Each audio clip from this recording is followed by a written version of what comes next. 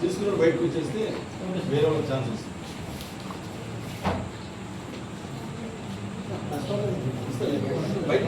Direct బయట చేస్తాం.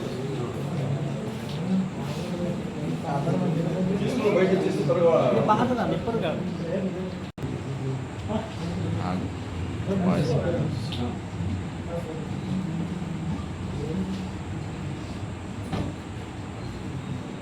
అండి. నా పేరు Y Ramesh, DSP ACB Khammam and Bhadradri Kothagudem చూస్తాం.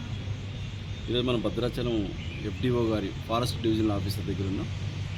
ఇంతకుముందు forest division officer Shantarapu Sujatha, forest division officer Bhadrachalam, plus DRO Ooke Krishnaiah, Tegada అయిన డిఆర్ఓ గారు, ఇన్ఛార్జి ఎఫ్ఆర్ఓ చర్ల, వీళ్ళిద్దరూ 3.5 lakhs 3.5 లక్షల రూపాయలు లంచం తీసుకుండగా మా ఏసీబీ టీం రెడ్ హ్యాండెడ్గా పట్టుకునింది. దీని సబ్జెక్ట్లోకి వెళ్తే ఒక కాంట్రాక్టర్ దగ్గర నుంచి వీళ్ళు 3.5 లక్షల రూపాయలు తీసుకున్నారు. ఇది ఎందుకు ఇవ్వాల్సి వచ్చిందంటే, ఈ కాంట్రాక్టర్ పూసుగుప్పు నుంచి ఛత్తీస్గఢ్, చర్ల మండలంలో పూసుగుప్పు నుంచి ఛత్తీస్గఢ్ మధ్య ఒక 2 కిలోమీటర్ల రోడ్డు వేశారు.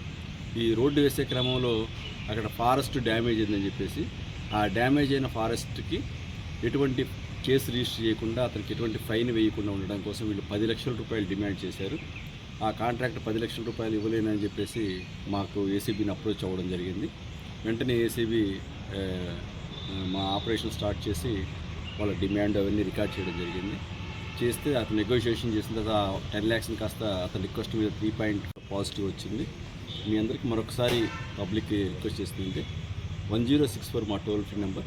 మీకే ఏ ప్రభుత్వ అధికారైనా మిమ్మల్ని ఎవరైనా లంచం అడిగితే, లంచం ఏ రూపంలో అడగచ్చు, అది వస్తు రూపంలో కానీ, మనీ రూపంలో కానీ, సేవ రూపంలో కానీ ఎలా అడగచ్చు. అడిగితే మీరు 1064 కాల్ చేయండి. ఇది రౌండ్ ద క్లాక్ 24/7 అందుబాటులో ఉంటుంది. ఖచ్చితంగా మీ రెస్క్యూకి మేము వస్తాం. తర్వాత మీ వివరాలు కూడా మేము గోప్యంగా ఉంచుతాం. మీకు ఒక అపోహ ఉందేమో, ఒకవేళ ఏసీబీని అప్రోచ్ అయితే మనకు జరగాల్సిన పని అన్న వాయిదా పడుతుందేమో, పెండింగ్ పడుతుంది. అలాంటి ఏం లేదు.